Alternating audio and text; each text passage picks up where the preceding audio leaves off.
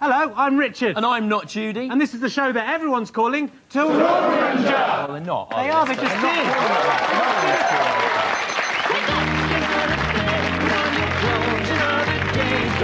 Turn on your TV. Time to watch This Morning with Richard, not Judy. Let down your hairs, forget all your cares. Kick off your shoes, here is the news. Take off your shirt, here is the dirt. Take off your pants, thanks. With Richard, not Judy. For better, not worse, it's live, not rehearsed. Made fun of money, surprisingly funny. Welcome your hosts, they both rich and Stu. They have no idea, so let's see how they do on This Morning with Richard, not Judy.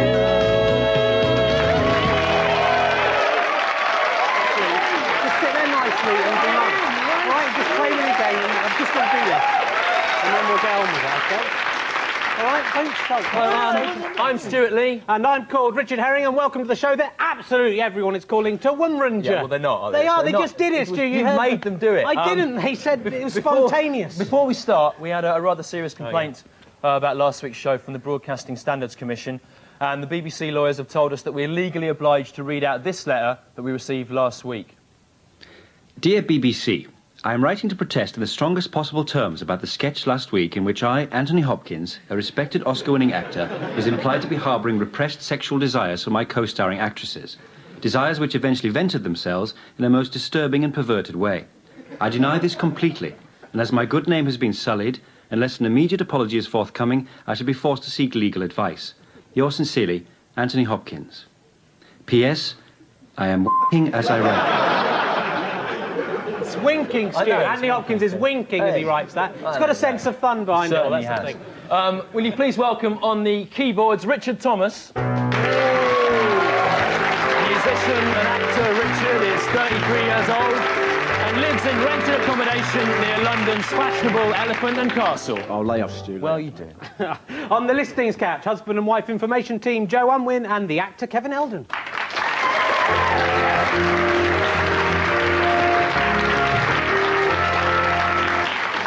And don't go forgetting our gorgeous new bar slaves, Trevor and Natalie. Trevor and They're easy on the eye. They're easy on the eye, here they come. Easy on the eye. Now, if you've been watching in previous weeks, you'll know that, like the Parliamentary Labour Party... Excuse me, mate, I'm trying to talk here. Excuse me, mate, I'm trying to talk here. I'm Stewart. Richard, who is this? It's Nikolai's, my French exchange partner. Well, what is he doing here now? It's his turn to come over to Britain. Well, you're still doing exchanges now? Yeah, when's I this don't gonna really like finish? him very much, you know. He smells a bit unusual and, you know, he bullies me all the time. But, you know, my mum says he has to come You're on. 30 years old. You have to do exchanges, do you? Come on, Rich, let's go. We said we'd go to the Trocadero, yeah? And go on Rock Circus and Well, come on. No, look, we just have to do this. It's 45 minutes, OK? Just sit nicely and wait. Boring. Just keep them quiet, all right? Just keep him quiet. Don't mock me like that. Shut up, Nicola. I've just got to do this. Shut up. It. Right, now, like the Parliamentary Labour Party... Shut up. We have 5 aims which we hope to fulfil by the end of the series. Yeah, let's recap and see how we're getting on so far. Aim 1 is to prove that the mystery father of Jodie Foster's baby is in fact Anthony Hopkins, and that she is the only one of his co-stars to have succumbed to his depraved advances. Boring. Apart from the grizzly bear in The Edge. And aim 2 is to attempt to make the royal family more popular by stripping them not only of their titles, but also of their clothes, and then sending them off on a full Monty-style tour of northern working men's clubs. Boring. Aim 3 is to replace Saddam Hussein's moustache with a slug that has been trained to burrow into his face while he's asleep and eat the parts of his brain that make him evil. Aim 4 is to have the KFC nibbling it girls, Tara Palmer-Tomkinson and Tamara Beckwith, deep-fried in hot oil, battered in Colonel Sanders' secret recipe, and then fed to a pack of ravenous dogs. Boring. They're finger-licking good, Apparently those girls, so. yeah. And aim 5, finally, to capture a Bigfoot live and then force it to live with a cutesy American family to see if it would really have lovable sitcom-style adventures or whether it would just rip off the children's heads and drink their blood. Boring. That's all the aims for this week. Judge us on our ability to fulfil them. Don't do because that, It's so Nicola! boring. Stop it! So unprofessional. I'm sorry, those are illegal.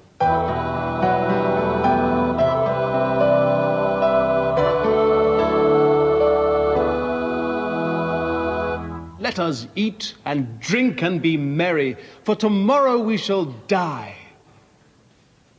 Literally. Over to Joe Unwin and the actor Kevin Eldon for this week's phone-in. Oh, boring! Hey. Stinking frog. Now, this week's phone-in explores the possibilities of cloning and genetic engineering and asks you to decide, is humanity really responsible enough to play God?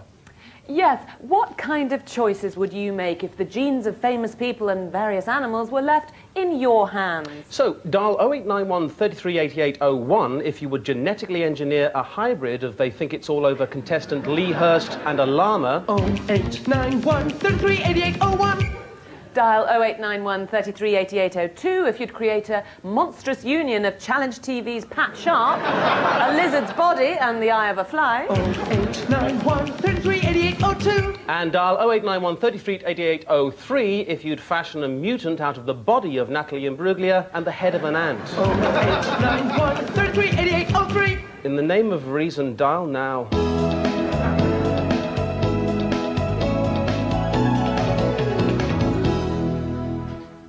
And we should point out there that in all those instances, neither the animal parts nor the human body parts have been proportionally increased or decreased in size to match each other. Thus, you'll have seen there, Pat Sharp's head, for example, would be far too big for his body, his lizard body, and would drag painfully along the ground.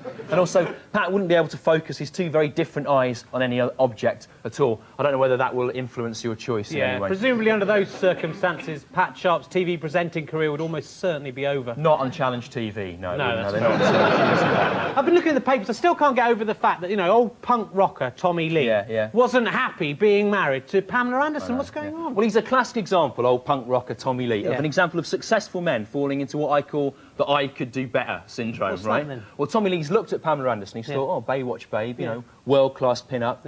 Still, I could do better than that. You know? It's a bit like Prince Charles in the 1980s. I don't know if you remember, he was going out with Lady Di back then. Remember, probably the most beautiful woman in the world. He looked at her and he thought, well, she's not bad.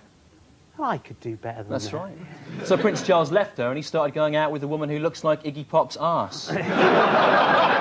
But Jerry Hall actually had some good advice on how to stop your man from straying, which certainly worked with Mick Jagger, didn't it? So she said, if you want to keep your man, you should act like a cook in the kitchen, a maid in the parlour, and a whore in the bedroom. Good advice, although better advice is most men will probably be happier if you just act like a whore in every room of the house. That'll be fine. If you can't cook, just send out for a pizza while you're whoring in the airing cupboard. Or if you're a particularly good cook, just send out for a whore. Down here in London, they're about the same price. Yeah. You don't get anchovies, do you, those No, not on the pizza, anyway. Oh, that's not what I meant. Let's take a look at what's coming up later in the show. At 12:25, we'll be tasting wines from around the world in a thinly veiled attempt to get drunk at the licence payer's expense. And at 12:32, we'll be asking, are magic marker pens really magic? Or does it just feel that way if you spend enough time in the multi-storey car park sniffing them? Don't do that, of course. At 12:40, we'll be talking to the lads who beat up Tony Blair's son and giving them the address of the sprout-faced little boy who does the video reviews on Live and Kicking. And Rich did mean to say the video guru reviews. I did, I meant to say that. You were wondering. He makes me so angry, Adam Ice Stew. Can't even speak. I can't speak. And at 12:30, we'll be asking Oasis wildman Liam Gallagher how it feels to be considered a thuggish, uncouth yob, even by Australians.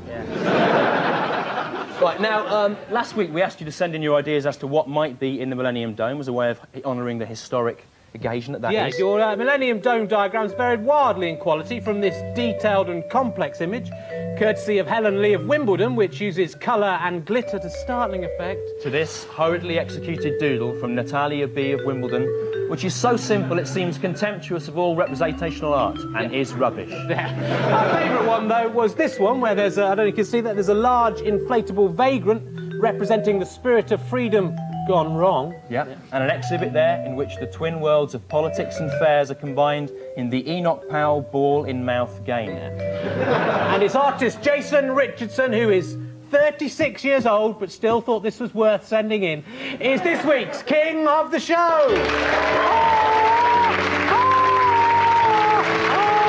King is crowned. He's crowned. He's crowned. King Jason, I was wondering, how did you come up with this fantastical vision? Well, I actually can't remember because I came up with it in my sleep, so... You were A asleep. bit like Coleridge or some kind of visionary like that. That's right. I've lost everyone. Martin Luther King, I had a dream. This one probably will fail to inspire the civil rights movement in quite the same way, though. Never mind. Now, King Jason, we didn't bring you all the way from Wallasey in Liverpool to London to just be sat next to you by a man whose face is clearly too small for his head. Oh, Shut up, you leave him alone. I love you, Trevor, you're looking great. You'll also get to eat and drink whatever you desire from this, the All Europe Confectionery Trolley. And this week's trolley is lavish with the finest sweetmeats Europe has to offer, as advertised in poorly dubbed, conspicuously foreign adverts. Yeah, from Germany, we've got my favourite, Kinder Eggs. It's Kinder Eggs, No, Richard. my dad calls them Kinder Eggs, and he should know. right. They're called that because they're a kind of egg. That's why they're... Kinder Eggs. Oh, Mum, I won some chocolate, a surprise, and small parts which may prove hazardous to younger children. From Spain, Werther's Originals. Do you remember your first Werther's Original, Stu? Yeah, because it had been spiked with LSD. Responsible. And from Switzerland, the Alpine Horn Player's medicine of choice. Ricola!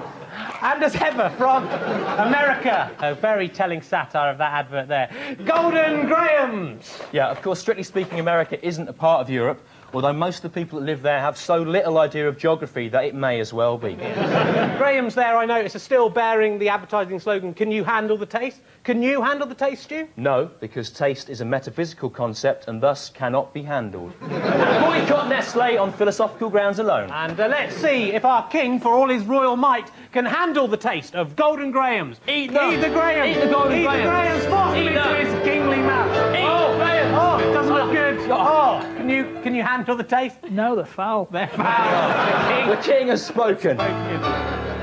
Hey. Well, they live in your body and they're lots of fun, but they all need each other, one for all and all for one. They come out your belly button when you're asleep, and over to organ and they sneakily creep. But Lily Liver, Henry Hart, Barry Bladder and Beryl Brain, yes, it's time to meet the organ gang again. Who's in Mr. Cosgrave's pedal bin today? Why, it's Lily Liver. Hello, Lily. Lily Liver lives in Hepatic Artery Avenue, just round the corner from Lionel and Lenny Lung, and right next door to Jean-Paul Gallstone's bouncy bladder castle. Please, Lily, for me, no. It's clever Beryl Brain and that cheeky liquid waste storage organ Barry Bladder. Excuse me, I'm just off to the toilet. Lily is refusing to eat. She says she's fat. I'm not eating anything ever again. So I am trying my darndest to cook her something so delicious that she will have to eat it. Do you all want to help? The organs worked furiously to prepare a dish that Lily would eat. They baked and they fried and they whisked and they chopped, apart from Barry Bladder, who just drank any available liquid. I'm just off to the toilet. But every time a dish was ready, the preparations stopped as they took the food to Lily. No!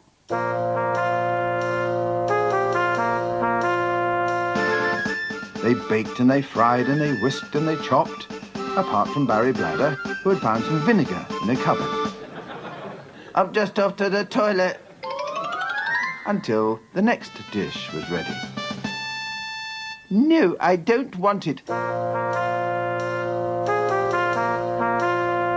I calculate that if Lily doesn't eat something soon, she will die in 32 minutes. And when Lily Liver dies, all her friends die too. Will our pals convince Lily to eat something for the good of everyone? Or will they let her die? Hence the title, Liver Let Die, you see. Find out in a few minutes' time.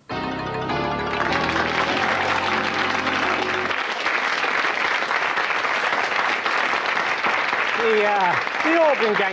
Do you like the organ gang, King Jason? Not really, no. No. It's a bit weak, I think. It's a bit weak. There we go. See, it's live, straight from the horse's mouth. He's a real person with a real opinion. Who would you like to serve you both, Trevor or Natalie? It's got to be Trevor. Trevor? Trevor, Right, actually, so, Trevor, what, even despite your small face? Yes. Right. I'm glad I've seen you there, Trevor, actually, because we got this letter about you this week. It says, it's from a Louis Duval of SE14 in London. He says, I was watching the TV on Sunday and felt alarmed at the way you treated the young boy. That's you, Trev. See? I cannot understand why you choose to employ him if you're only going to abuse him in a weak attempt to make yourself look superior. Allow the boy a chance to reply to his tormentor. And then at the end he's put, you're right, though, he does have a small face. See that? Come on, Rich, this is so boring. Nicola. Let's go down to HMV, right, and run around and steal the CDs of David Hasselhoff. No, huh? look, just wait, man, just stop. What are you doing? You can't smoke. You can't do that on telly. Yes, I can. It is my hobby. I like to smoke. Don't do that. My other hobby is making my tight cycle shorts even tighter and dancing around, eh? You like Mr. King? Come on, boy. Let's go party. Come on, Have some respect for monarchy. I don't want a cigarette. What's my mum's watching? But you had one on the ferry. Go. This is so boring. Go. Oh, horrible. I like this. Get out. This is great. Just go away. I call you Dr. Jones. Dr. Jones. Who are you? Go away. What a rewarding cultural exchange that has been.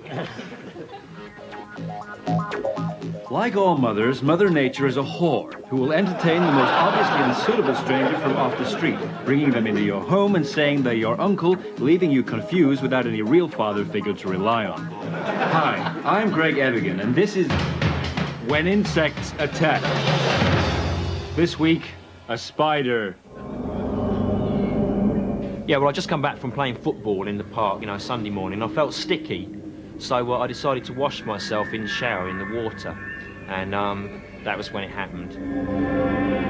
Remember, all the footage you are seeing here is genuine amateur camcorder videotape, as usual. I remember I went in the bathroom and I pulled back the curtain from around the bath and I looked in there and there was a bloody great spider looking up at me, pleased as jam. And I just jumped back. And I wasn't frightened of it, I was just surprised to see it. You know, I bumped my arm. Now, I don't like spiders, but I respect their tenacity, so I scooped him up.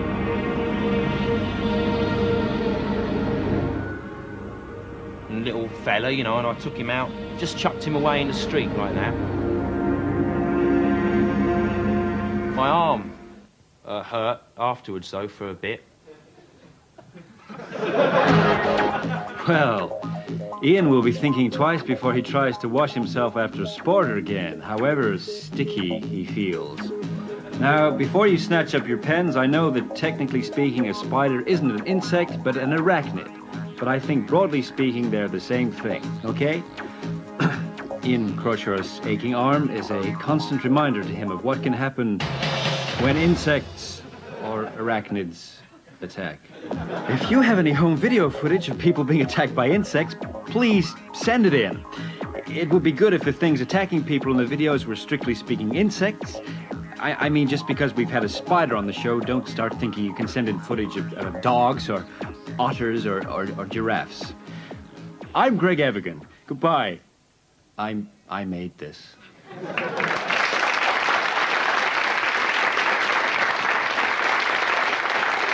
Greg Evigan there, of course, also appeared in Tech Wars. Many people have reminded us. This was another top submission from our Millennium Dome competition. Daniel Stirrup of New Cross sent this in, which is modelled on the head of fat singer Buster Bloodvessel. That's right. And like Ayers Rock, most of Bloodvessel's head is beneath the sand. Only the bold dome area actually houses any exhibits. There you are. Yeah, it's very exciting. Loads of entries we've got. Are you looking forward to the Millennium, Stu? Yeah, I'm really looking forward, Rich, to celebrating the 2000th anniversary of nothing, right? Because if Jesus existed, which he obviously didn't, right, then he must have been born in at least 6 BC while King Herod was still on the throne. So, yes, I'm really looking forward to that. Yeah, so am I. Should be a good party, shouldn't it? All the girls will probably be drunk. Rich, I reckon you'd definitely get a snog no, then. Look, like, the 2000 only appears significant because we have, you know, working base 10 because we've got 10 fingers, right? If we'd all got 9.5 fingers, like Dave Allen, right, then we'd have decades of 9.5 years, centuries of 9.5 decades, a millennium of 9.5 centuries, right? So on the Dave Allen planet, the Dave Allen people will be celebrating the dawn of the 3rd Dave Allen millennium at lunchtime on October the 1st, 1714, right? So therefore, the millennium is stupid. It's very interesting, Stu. We don't live on that planet, though, do we? We live on the planet Earth, don't we? I'm glad we do. I respect their traditions and everything, but I'm glad we live here. Because, you know, it's the year 2000. I'd have missed 1714. Just because a number's got loads of zeros in it doesn't make it significant. Doesn't mean anything. Of course it doesn't. What are you seriously trying to say, then? That when you're in your car with your mum and dad, right, and the mileometer's just coming up to 50,000 miles, right, and your dad makes everyone stop and watch the mileometer and everyone goes, whoa! That means nothing. Yeah, it doesn't mean anything. It's just... Well, why does everyone go, whoa, if it means nothing? Do you agree that they go, whoa? Yeah, people do that. Well, that's a noise reserved for special occasions, woo. That is. People have been going, woo, in cars like that for millions of years. And suddenly you come along, you think you know better than everyone in human history. You make me sick to the stomach. To see the face of a child or a woman light up when it sees a number followed by a string of zeros. It's one of the most moving things on God's earth. Your heart, dead. The millennium, it's nonsense, and there's an end on it. God, you're a damp squib, you are, Stu. I'm not having you round to my millennium party. So just be you on your own then, Rich. Yeah, all right, you can come then. Right. Bring a bottle, though. A bottle of what? Of milk, obviously. What milk? I don't know, milk. Milk from the future, like the genetically engineered mammal. Lee Hurst llama milk? Yeah, that'd be quite interesting. It'd be interesting to say. Yeah, it won't be resistant to being farmed, though. Time to go over to Joe Unwin and the actor Kevin Eldon for the listings. Thank you very much. And remember, if your relationship is floundering, perhaps like Tommy Lee and Pamela Anderson, maybe all you need is a bit of a day out at one of our recommended events to cheer yourselves up. And that's something we'd know about, is it? Just do your little bit. First, this week, a dog running around. A dog will be running around in a park or a piece of wasteland near where you live at some point over the next few days, I expect. So why not go and look at the dog and try to imagine what it might be thinking about? Food, probably, or other dogs, or maybe an unusual smell that it has smelt. This free event runs continuously and is open to everyone. Oh, lordy. And what about this? Yeah, my face. My face will be on the front of my head all the time, forever, from now on, and ever shall be. If you would like to look at my face, then find me, and then look at my face. Or video my face speaking now, and then you can look at my face as much as you want, whenever you want, however you want. So that's my face, the front of my head, all the time, forever. You disgust me. Yeah, maybe that's why you stick around. And now, it's time for an update on your calls. We've had 301 calls so far. 27% of you would like to see Lee Hurst's head on a llama. 31% favour the Pat Sharp lizard's body fly's eye option. And 42% are behind the Natalie Imbruglia ant's head's choice. That's coming along nicely. Hey, guys, I was just thinking, I'd tell you whose head I'd like to see attached to a llama. Would it be Tony Blair? Yes, yes, it would. Yes. Remember there also, that is a normal-sized ant's head on top of Natalie Imbriglia's body. In fact, it's doubtful whether Natalie would be able to get enough air into her human-sized lungs through the tiny ant's throat, resulting in all sorts of respiratory problems. Yeah, still, though, it's amazing what scientists can do these days, up isn't to it? a It's point, an amazing thing to be able to make that. Something like the ant-headed Natalie Imbruglia, right, that raises more questions than it answers, doesn't it? No, it does. I mean, if you had a thing, right, with Natalie Imbriglia's body and an ant's head, does it think and reason like an ant, right? Or does it think and reason like an ex-Australian soap star who wants to be Alanis Morissette? Well, Stu, it thinks and reasons like an ant, obviously. It's so obvious. Even a lamb would know that, Stu. Don't patronise me, don't. It's obvious, no, which is a good thing, actually. Because if you saw the Natalie Imbruglia ant head thing coming down the street, you could just run out quickly, lay a trail of sugar out and lure it into your house. For who knows what kind of malarkey you get up to. What are you saying? An ant-headed Natalie Imbruglia doesn't bear thinking about. You don't look at the mantelpiece when you're stoking the fire, do you, Stu? What are you saying? Well, what I'm saying is you don't look at an ant's head when you're having sex with it, do you? Come on, everyone knows. I'm not. I'd ask you this question. Who is the real sick man in this so-called society? Is it the man who lays a trail of sugar out to try and lure Natalie Imbruglia with the head of an ant? Yeah, and the mind and personality and instincts of an ant. Exactly, Stu, yeah. Lure her into his house to try and pleasure himself with her in whatever way he desires. Yeah, before the little oxygen supply runs out. Yeah, maybe, possibly, or maybe not. You know, as long as she's still warm, that's the important thing. Or is it the businessman in his suit and tie, having sex with the same woman, his wife, Every day of his life for 40 years. Yeah, thanks. Well, it's the first one. It's the ant, you know, head, lure, sugar... No, wait, mate, I made a mistake. No, wait, I made a mistake. Who's the real sick man? Is it the ant, Natalie Imbruglia, lure, sugar man, or is it the bloke who dresses up as Big Daddy and tries to get children to bounce on his stomach? Well, it doesn't matter. They're both you, aren't they? It doesn't make any difference. Didn't think it through. Well, I didn't think it through. I did not think it through.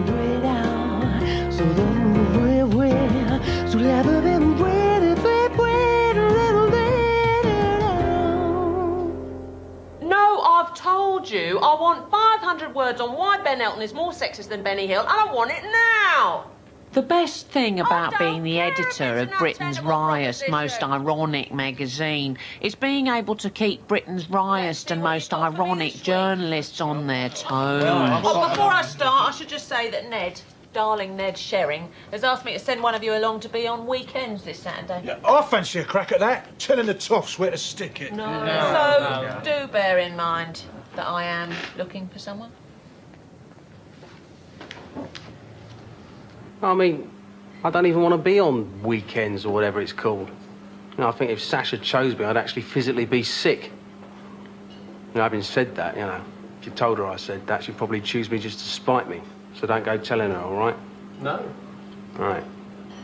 No, it's just, I know you documentary guys, right? Probably go out to the office and tell her now just to get some good footage. No, we won't. No, right. Good. So, so you're not going to tell her, right? Great. Let's chop this one out on a mirror and see who sniffs it up.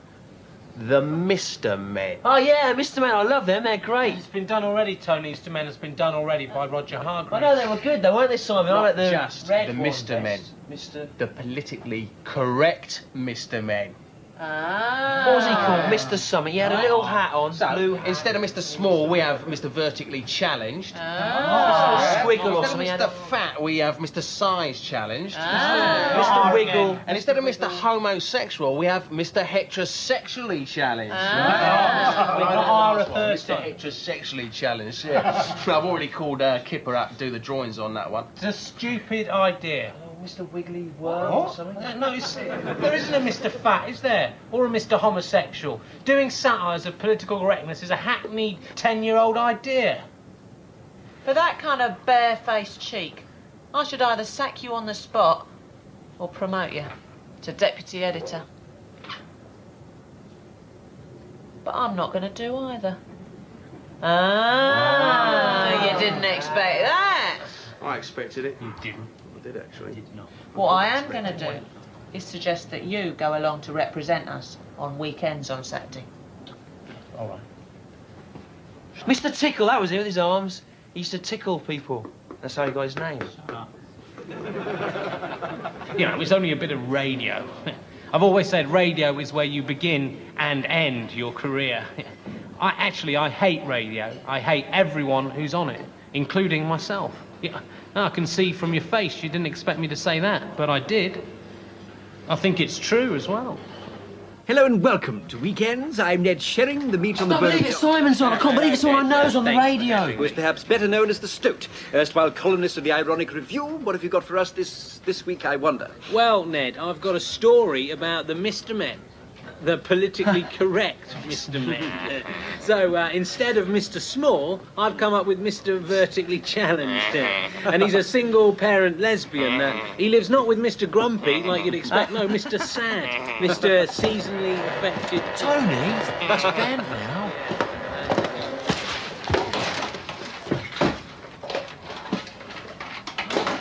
Right here.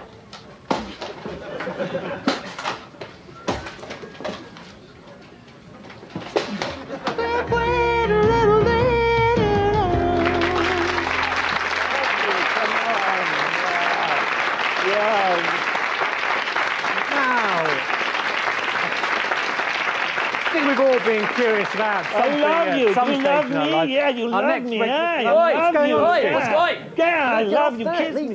Get off me. Hey, get you with my flick Okay, knife. all right, stop. Just get out now. Go. But this is so boring. Nicola, don't do that. But when it finish, huh? Very soon, now get out. Go and sit down somewhere. Honestly, you're a disgrace.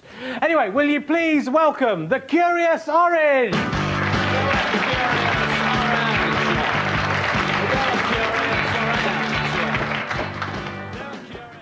Hello, Mr. Stew. Hello, Mr. Rich. I am Curious Orange. Great, and what are you curious about this week, I wonder?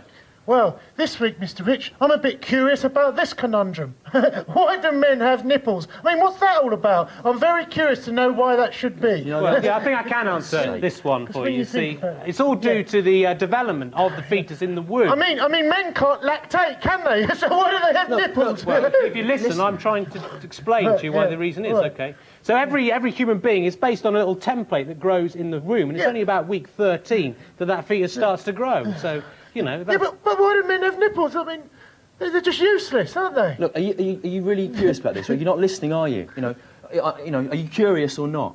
Yes, I'm Curious Orange. Well, listen to the answer then. You know, Rich has asked the question, you just smirk through it. Yeah. You don't seem to be listening at all. Listen to the answer. Ooh, keep your hair on.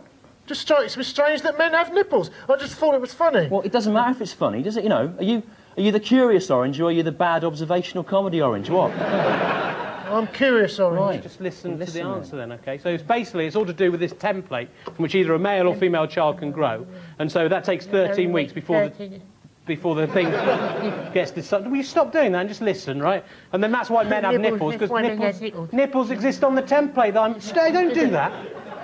No, that's the answer, because it's on the template. Is your curiosity satisfied now, Curious Orange? Yeah. Well, is it or not? Yes! Thank you very much, Mr. Stew, Mr. Rich. Good. Ladies and gentlemen, the Curious Orange. So rude, it's so rude. It's really changed. No, it's gone to his head, hasn't it? What do you mean by his head? I don't know. What, that there? All of him, I think. Don't really know. The non-believer said, "I do not believe God exists because I have not seen him." The wise man replied, "And do you believe that oxygen exists?" "Yes," he said, not noticing the trap I had set for him.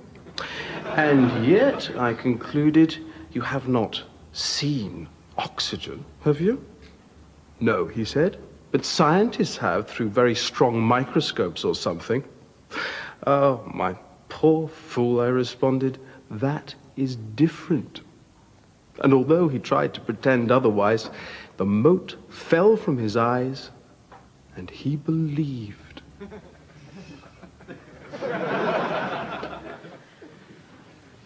We're back over here with King Jason. There he is. He's being fed by the two lovely slaves there. That's very good. Are you enjoying being king? Yes, great, yeah. Sweets this week. It's not bad. Sweets, nice, yeah. Of course, you, the royal family, have been having your privileges stripped, haven't you? People are not curtsying to you anymore. Do you think people should curtsy? I think so, yes, really. Could you two curtsy? Curtsy! Come on, curtsy. This is our royal family. Keep curtsying. Well, curtsy, Trevor. With a bit of effort. Come on, do it properly. That's very good. So, what do you think about the royal family? Do you think they should keep their HRH thing? Do you think Princess Michael of Kent should be HRH? Yeah, I think the ones that are left are quite good, yeah. I think you should have a royal title because you drew quite a good picture. Yes, yeah. King Jason King. Jason King, that would work well, wouldn't it? Yeah. Has anyone made that connection before? No, wouldn't it? Oh, this is so boring. I hate them. I let him. Wish we got Stop that. Do that. Those people don't work hard on those. That's only for emergencies. Stop it. Don't do that. Don't turn it on. Don't turn it on. Get him off. Get off me. I am Roger Crowley, the wickedest man in the world. Wicked is as wicked does. On Tuesday, I threw doped bread into my garden and watched as the birds that ate it fell to the ground. Let the mayhem commence. As the birds slept, I tied bits of string from their feet to my hands. Soon the birds would wake and carry me aloft over my neighbor's garden thus. Mr. and Mrs. Rampton at number 19 would have no option but to worship me as a god. Unfortunately, when the birds woke, instead of rising as one, they became enraged and pecked at my face and eye. My avian scheme had failed. But imagine if it had not. What wickedness there would have been! Oh yes, one day you will all see my power.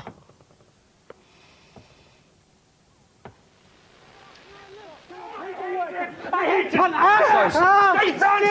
He's giving me a Chinese burn, Rich, Stu! go to the next. Burping in my face! Go to the next item. Men of Achievement, 1974. Francis, He made Go. the smell of... Men of Achievement 1974. This week's Man of Achievement 1974 is Robin Nelson Dudding. Robin is an editor from Hastings in New Zealand and is married to Lois Yvonne Miller. They have 1 son and 5 daughters. If you are interested in knowing more about Robin Nelson Dudding, he is also listed in Who's Who in New Zealand. Men of Achievement 1974. Look at that. Awful. That's the French. That's the French for you, Stu. Men of Achievement 1974 there, proving to be perhaps the least popular regular strand of the show. Not entertaining and of minimal educational value. But we will be carrying on doing it, whatever happens. Until it gets its own series. The new millennium... Nobody stop that about the millennium. It's important. I want to go on about the millennium. It's very important. It's a very important time because a lot of people think the new millennium is the time that the new Jesus will arrive. What do you mean by the new Jesus? What do you mean He's by like the new Shmoo, right? But he's more Jesus-y, and he does magic tricks instead of going... Okay, he does that. But, you know, in fact, a lot of people are actually saying about Jesus that he's already here, kind of looking around wisely. Maybe he's sitting here on this sofa now. What are you saying? What are you saying? You have to suffer, Stu. I'm not saying that I'm Jesus, Stu.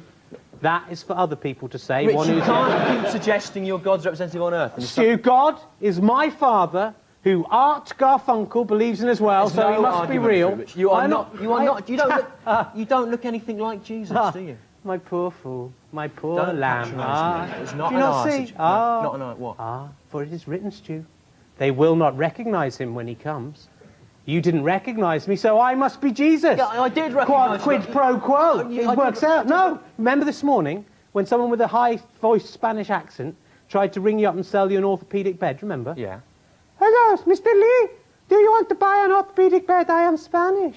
Yeah. That was you. Yeah, but you did not recognise me when I called. Yeah, I didn't recognise you because you had a high voice doing a Spanish accent. You didn't recognise me because I'm Jesus. It doesn't work like that. Do you remember about a week ago you were sitting on the tube and a man dressed as Darth Vader sat down opposite you going... That was me, Stu. Yeah, but you didn't recognise me. You were dressed as Darth Vader. No, it's because I'm Jesus. No, that's why you didn't like recognise. Do you remember about a month ago you were walking through Finsbury Park and a man leapt out of the bushes wearing nothing but a hockey mask in a state of priapic excitement, Stu. He leapt out and went, whoa, like that. Do you remember? Yeah. That was me, but you did not recognise me when I came. I did recognise you when you came, Rich, but I thought it was best not to draw attention to the fact, because I felt the resulting publicity would harm both our careers. Well, they sometimes recognise Jesus, so it's I am still Jesus. I am. No. I'm Jesus. No. I am.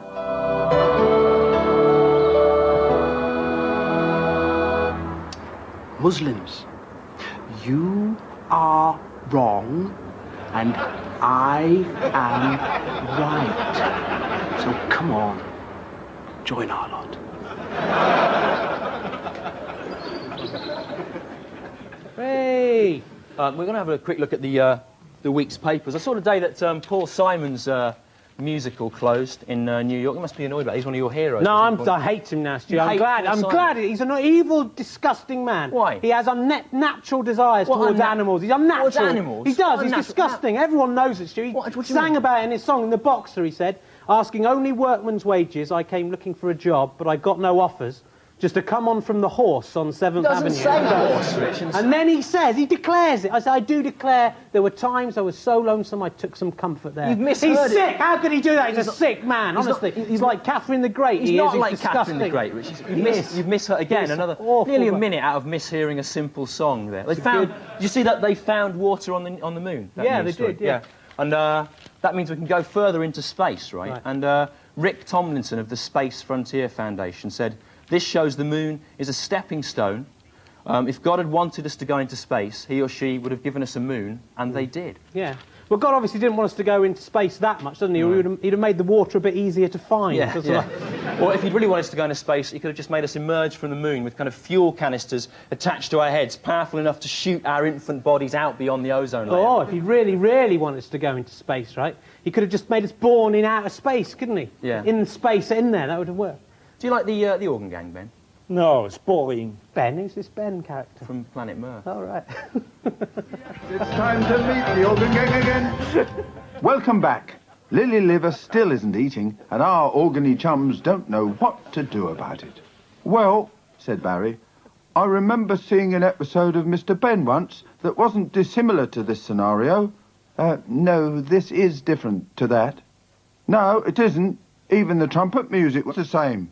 Anyway, the way Mr. Ben made the spoilt princess eat was to invite all the urchins from the neighbourhood to come and join in the feast. I'm just off to the toilet. The only things resembling urchins in Organland were the Kidney kids, Kim and Kenny Kidney. I don't want to eat with these stinking little brats. I am sophisticated. I like eating expensive fruit and canapes with interesting rich people, not crisps and jelly with small urine processing organs. Well, there's no need to be rude. Perhaps I can be of some assistance. It's Henry's uncle, Sir Spencer Spleen, the richest, most sophisticated organ in the world. I think I know what might help you get back your appetite, Lily. A night out with me at the Wrist Hotel. Oh, yes. Oh, Spencer, come on. Let's go. I'm starving. Well, it looks like, thanks to me and my poshness, Lily Liver has spleen the error of her ways. And everyone laughed till bedtime at this brilliant wordplay.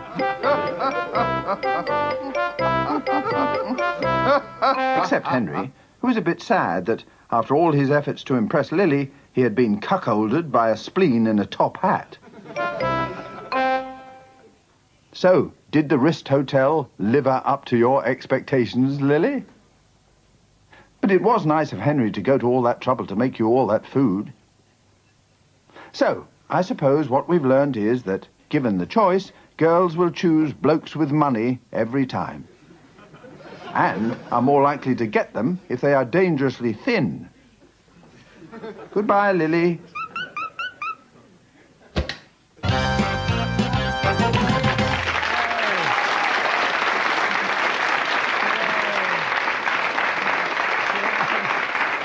Hooray for the organ gang there. That is the end of the show. Just time for the results of our phone poll. And here are the results. 25% said they wanted to see Lee Hurst's head on a llama. 31% wanted to see Pat Sharp's head grafted on a lizard with a fly's eye. And the winner, 44%, wanted to see an ant's head on the body of Natalie Imbruglia. So let's just enjoy that startling image once again. I find that slightly arousing just thinking about it. Right, why not send us your own image of a genetically modified celebrity? That's right, it could be a collage or a drawing that you have done in crayon or pen. Yeah, even if you're grown up, do it. Send them to this address, to Munringer, room 3306, Tivasur, London, Wood 12, 7 Ridge.